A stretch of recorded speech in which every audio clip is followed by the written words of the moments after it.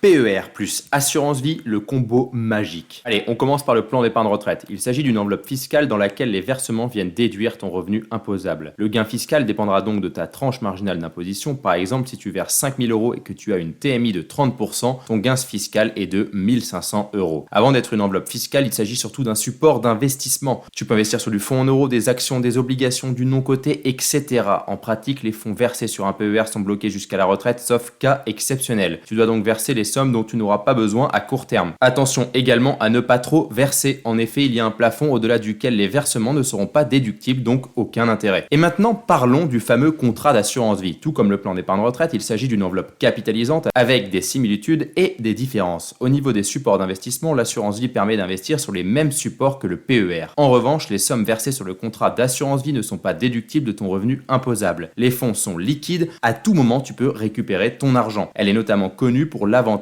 pour la transmission. Les versements avant 70 ans bénéficient d'un abattement de 152 500 euros par bénéficiaire en cas de décès de l'assuré. Les versements après 70 ans bénéficient d'un abattement de 30 500 euros pour tout bénéficiaire confondu, mais la plus-value est exonérée de droits. Le principe est similaire pour le PER, mais c'est l'âge du décès qui compte et non pas la date des versements. Maintenant, voyons comment combiner les deux enveloppes. Allez, prenons un exemple concret. Jamel est salarié, célibataire sans enfant avec un salaire annuel de 70 000 euros. Il a donc une tranche marginale d'imposition de 30%. Il veut investir et optimiser sa fiscalité. Il va donc verser 7 000 euros sur son PER chaque année. Son gain fiscal sera de 2 100 euros. Jamel étant malin, il va réinvestir les 2 100 euros sur une assurance vie. Au final, pour 7 000 euros réellement sortis de sa poche, il aura 9 100 euros qui seront investis. Au bout de 30 ans, avec une hypothèse de rendement de 6%, il aura sur son PER 593 000 euros et sur son assurance vie 178 000 euros, soit un total de 771 000 euros. Le PER n'est adapté que dans certaines situations, alors attention avant de le faire. Et si tu souhaites en savoir plus, abonne-toi et va écouter notre chaîne L'Art de la Gestion Patrimoniale sur YouTube, Spotify ou Apple Podcast.